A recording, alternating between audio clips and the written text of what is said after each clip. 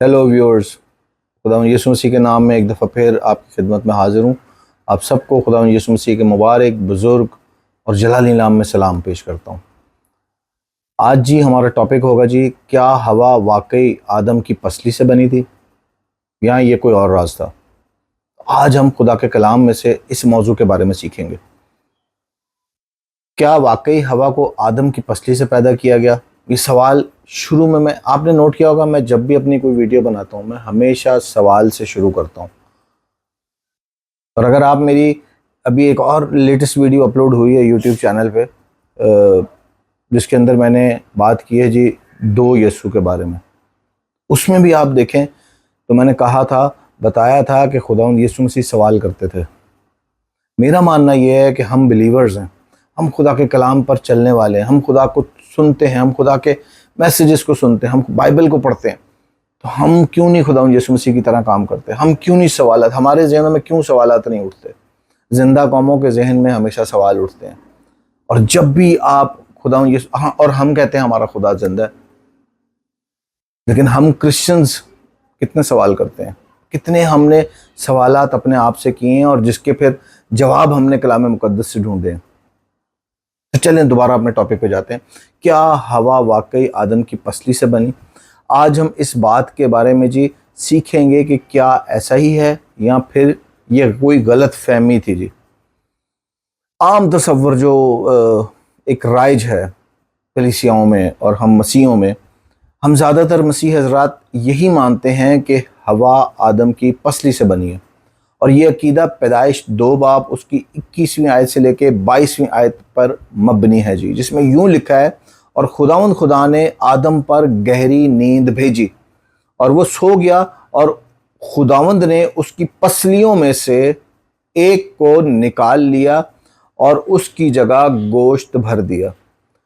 और खुदावंद खुदा ने उस पसली से जो उसने आदम में से निकाली थी एक औरत बनाकर उसे आदम के पास लाया। खुदा के पाक कलाम के पढ़े सुने जाने पर खुदा की बरकत हो। अब ये तर्जमा हमें बताता है कि जी हवा को आदम की पसली से बनाया गया। सवाल ये पैदा होता है कि क्या ऐसा ही था? ये तर्जमा है, मैंने आपसे शुरू में कहा अभी तर्जुमा। जब भी असल जुबान के तराजिम आते हैं तो जी तराजिम में बहुत सारी ऊंच नीच ऊपर नीचे हो जाता है, गलतियां हो जाती हैं, तर्जमों में गलतियां हो जाती हैं। ये जो इस लम्हे हम पढ़ रहे हैं ये बाइबल मुकद्दस का तर्जुमा है जी, असल नहीं है। क्या असल भी यही कहती है?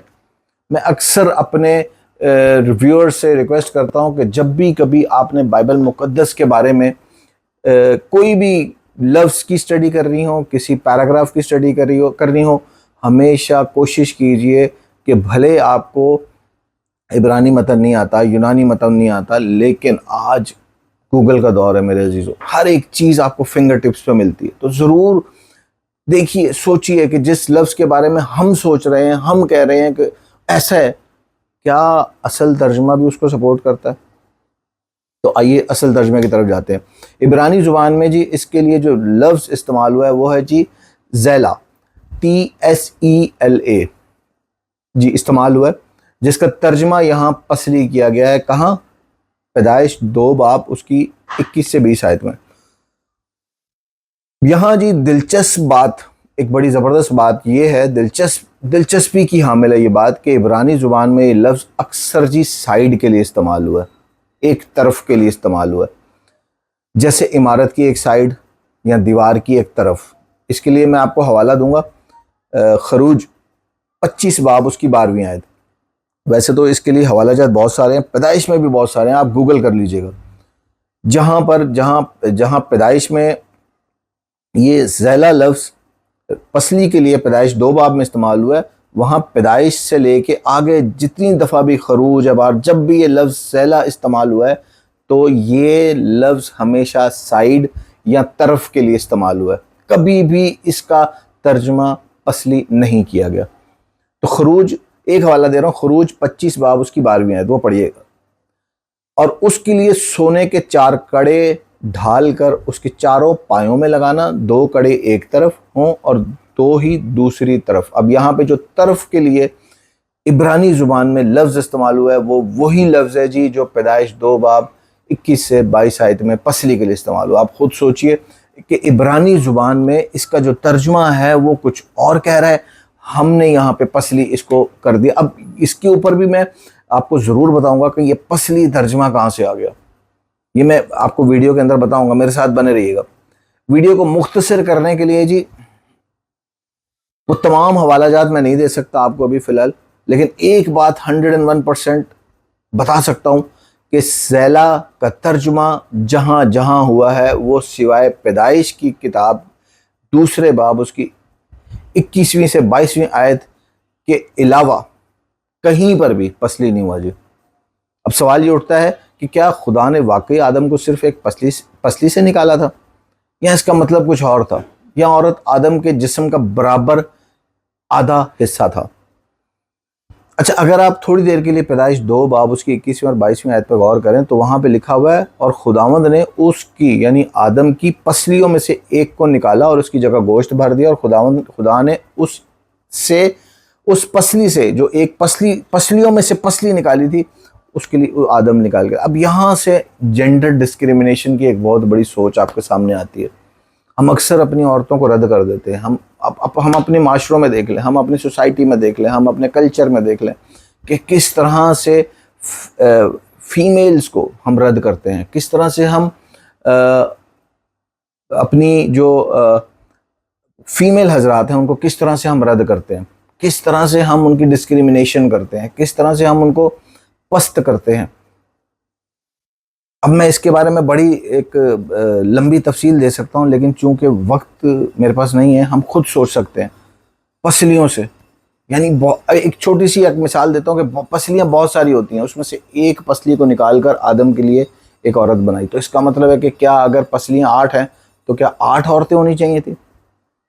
اس طرح کی سوچیں ہمارے سامنے آتی ہیں، اس طرح کے شک و شبہات ہمارے سامنے آتے ہیں، جس کی وجہ سے اس پیسج کی وجہ سے پیدائش 2 باب اس کی 21 سے 22 آیت کی وجہ سے ہم بہت ساری غلط فہمیوں کو شکار ہیں کہ کیا ہوا آدم سے کم تھی، کیا ہوا آدم سے کمتر تھی، کیا ایسا ہی تھا؟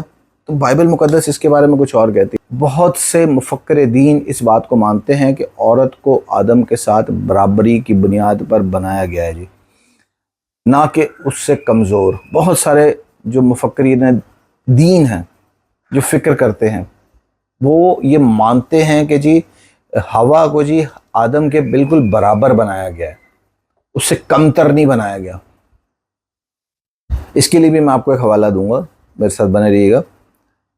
پیدائش 1 باب اور اس کی 27ویں آیت۔ اچھا جی، اب جب ہم نے عبرانی زبان کا لفظ سیلا کا مطلب جان لیا تو اب پیدائش 2 باب 21 سے 22 آیات کا مفہوم بدل جاتا ہے جی۔ اب عورت آدم کی پسلی یعنی ایک ہڈی نہیں ہے جی، بلکہ اس کی ایک سائیڈ یا اس کی ایک طرف سے نکلی ہے جی، اور اس کی مانند ایک مخلوق ہے جی۔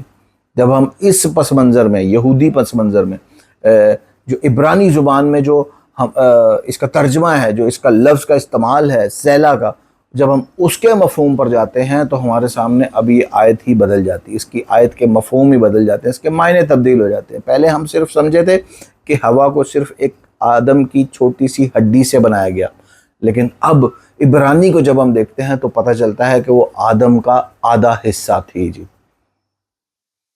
اس کے لیے میں نے کہا تھا حوالہ دوں گا، پیدائش 1 باب اس کی 27ویں آیت، اور خدا نے انسان کو اپنی صورت پر پیدا کیا، خدا کی صورت پر پیدا کیا، نر اور ناری ان کو پیدا کیا۔ پیدائش 1 باب اس کی 27ویں آیت صاف لکھا ہوا ہے۔ اس آیت کے مطابق مرد اور عورت دونوں کو ایک ساتھ تخلیق کیا گیا تھا جی، الگ الگ نہیں تخلیق کیا۔ اس سے ایک بات روز روشن کی طرح عیاں ہو جاتی ہے کہ خدا کی نظر میں مرد اور عورت دونوں برابر ہیں جی۔ ایسا نہیں ہے کہ مرد اس سے اوپر ہے عورت نیچے ہے۔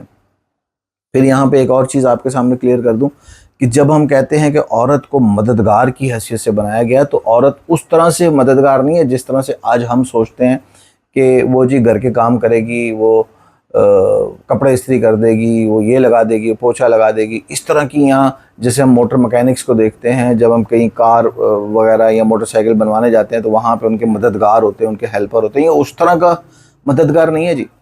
یہ لفظ مددگار جو عبرانی میں استعمال ہوا اور جو یونانی میں روح القدس کے لیے مددگار کا لفظ استعمال ہوا، ان کے معنی مفہوم ایک جیسے ہیں۔ اس کے اوپر بھی ایک میں ضرور آپ کے لیے ویڈیو بناؤں گا تاکہ یہ بھی آپ کو موضوع بہتر طور پر سمجھا سکوں۔ تو کہنے کا مقصد یہ ہے کہ جی عبرانی زبان کہیں پر بھی عورت کو کمتر نہیں کر رہی۔ پیدائش 2 باب اس کی 21 سے 22 آیت جو ترجمہ ہم پڑھتے ہیں اس کے اندر ہم ایک ہڈی کو لیتے ہیں، ایک پسلی کو لیتے ہیں، لیکن اصل عبرانی زبان جو ہے وہ ہمیں بتا رہی ہے کہ ایک طرف، ایک سائیڈ۔ اور یہ بھی بتاتا چلوں کہ عبرانی زبان میں آئی تھنک سو ارامی زبان میں پسلی کے لیے الگ لفظ ہے جو کہ دانیال میں کہیں استعمال ہوا ہے۔ اچھا جی آگے چلتے ہیں کیونکہ یہ بھی ہمارا موضوع لمبا ہو جائے گا، تو اس کو ختم کرتے ہیں۔ اس کے بعد جی روایات بمقابلہ اصل متن، یعنی جو ہم نے اس کے بارے میں روایات بنائی ہیں۔ اب روایت کیا ہے جی؟ پسلی سے بنی ہے۔ میں نے آپ سے ویڈیو کے شروع میں کہا تھا کہ میں آپ کو بتاؤں گا کہ یہ پسلی کہاں سے آیا جی۔ قدیم ترجمہ جی بائبل مقدس کا جب ہوا، سیپٹویجنٹ جو یونانی زبان کا تھا اور ولگیٹ جو لاطینی زبان کا ترجمہ تھا، اس میں جی پہلے ترجمے میں سیپٹویجنٹ میں پلورا اور دوسرے یعنی ولگیٹ میں کوسٹا ترجمہ کیا گیا پسلی کا، اور دونوں کا مطلب جی پسلی ہے۔ تو یہاں سے پھر اس کو کنگ جیمز ورژن میں بھی کاپی کیا گیا اور وہاں پہ جو ہے یہ پسلی کے طور پہ استعمال ہوا، اور کنگ جیمز کے دور میں فیمنزم کی جو ڈسکریمنیشن تھی وہ بہت عروج پر تھی۔ بڑے ہی ظلم و ستم کیے جاتے تھے، بڑے ہی ان کو کم تر سمجھا جاتا تھا، ان کو اپنے جائیداد میں حصہ نہیں دیا جاتا تھا، کم حصہ ہوتا تھا، ان کی گواہی کو گواہی نہیں مانا جاتا تھا۔ تو عورتوں کو ہمیشہ کم سمجھا گیا۔ شاید کہیں ایسا تو نہیں اس کی وجہ یہ تراجم تھے؟ سوچ رہا ہوں، ہو سکتا ہے، جواب آپ دیجئے گا، آپ بھی سوچئے گا۔ اور اس کی وجہ سے آپ دیکھیں کہ ہم ایک ایسے معاشرے میں آنکھ کھولتے ہیں جو میل اورینٹڈ ہے جی، جہاں پر میل ڈومینیشن ہے۔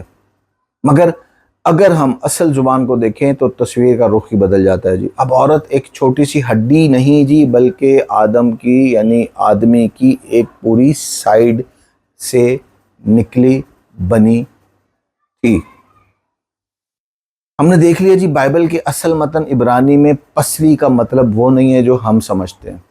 ابھی میں نے آپ کے سامنے جو ڈیٹیل پیش کی اس سے میں نے آپ کو ثابت کیا، بتایا بائبل مقدس سے کہ یہ لفظ پسلی نہیں ہے جی، بلکہ اس کا مطلب سائیڈ تھا یا ایک طرف تھا۔ بلکہ ہم دیکھتے ہیں کہ عورت کو آدم کی ایک پسلی سے پیدا نہیں کیا گیا، بلکہ آدم کے برابر اس کی ایک سائیڈ سے پیدا کیا۔ ایک غلط فہمی جاتے جاتے اور کلیئر کرتا چلوں کہ جی پیدائش 2 باب اس کی 18ویں آیت میں جہاں لکھا ہوا ہے نا جی، یہ جو بھی تھوڑی دیر پہلے میں آپ کو مددگار کے بارے میں بتا رہا تھا، یہ پیدائش 2 باب اس کی 18ویں آیت میں لکھا، اور خدا نے کہا آدم کا اکیلا رہنا اچھا نہیں، میں اس کے لیے ایک مددگار اس کی مانند بناؤں گا۔ تو عبرانی زبان میں نے بتایا تھا کہ عبرانی زبان میں جو لفظ مددگار کے لیے استعمال ہوا ہے اور جو یونانی زبان میں روح القدس کے لیے مددگار کے لیے استعمال ہوا ہے، اس کے اندر جو بنیادی اس کا جو مفہوم ہے دونوں کا وہ ہے جی، ان میں 2-3 چیزیں بڑی واضح ہیں، وہ کلیئر کر دوں۔ طاقت دینے والا، سہارا دینے والا، محافظ، اور یہ لفظ جی کمزوری کو نہیں بلکہ طاقت کو ظاہر کرتا ہے۔ یعنی جب عورت کے لیے مددگار لفظ استعمال ہوتا ہے تو وہی لفظ یونانی زبان میں روح القدس کے لیے بھی استعمال ہوتا ہے۔ تو اس کے اندر یہ 4 عناصر بڑے ہی اہم تھے جی۔ جب عورت کے لیے یہ لفظ استعمال ہوتا ہے کہ میں تیرے لیے ایک مددگار بناؤں گا، تو اس کا مطلب تھا جی وہ مددگار تمہیں طاقت دے گا، وہ مددگار تجھے سہارا دے گا، وہ مددگار تیرا محافظ ہوگا، اور وہ کمزور نہیں ہوگا جی۔ یہ سب سے مین چیز ذہن میں رکھیے گا۔ ہم سمجھتے ہیں کہ عورت کمزور ہے، ایسا نہیں ہے۔ عورت بہت مضبوط ارادے کی، مصمم ارادے کی مالک ہوتی ہے۔ اکثر کلیسیوں میں یہ کہہ دیا جاتا ہے کہ عورت کی وجہ سے گناہ ہوا، عورت نے پھل کھایا۔ اگلی قسط میں جو اس کے بعد آنے والی ویڈیو ہے، ہمارے پنجابی کلچر میں جی اکثر یہ کہا جاتا ہے کہ عورت کمزور ہے، عورت نے پھل کھایا، عورت کم عقل ہے، عورت ناسمجھ ہے، عورت گناہ کے بہکاوے میں آ گئی اور اس نے وہ پھل کھا لیا جو باغ عدن میں تھا۔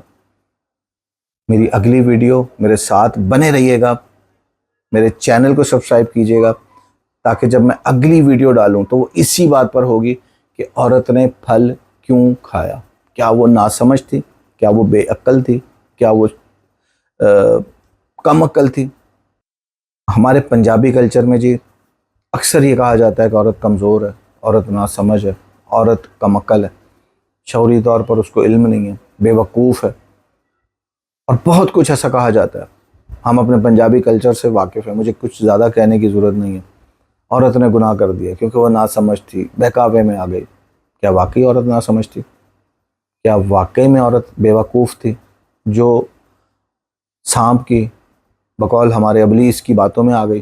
بقول ہم جو اس کی تشریح کرتے ہیں، ابلیس کی باتوں میں آ گئی، تھا تو وہ سانپ۔ اور اس کے بارے میں بھی میں ویڈیوز بنا چکا ہوں اپنے چینل پہ۔ تو میں آپ سے ریکویسٹ کروں گا، پلیز میرے چینل کو سبسکرائب کیجیے گا، بیل آئیکن کو بھی دبائیے گا، تاکہ جب بھی میں کوئی ایسی انفارمیٹیو تھاٹ پرووکنگ ویڈیو ڈالوں تو آپ کو اس کی نوٹیفیکیشن ضرور ملے۔ تو اگلا ویڈیو ہم سیکھیں گے کہ کیا واقعی عورت بے وقوف تھی، ناسمجھ تھی، شعوری طور پر کم عقل تھی، عقل نہیں تھی جو وہ ابلیس کے، سانپ کے بہکاوے میں آ گئی؟ میرے ساتھ بنے رہیے گا۔ Thank you very much, God bless you.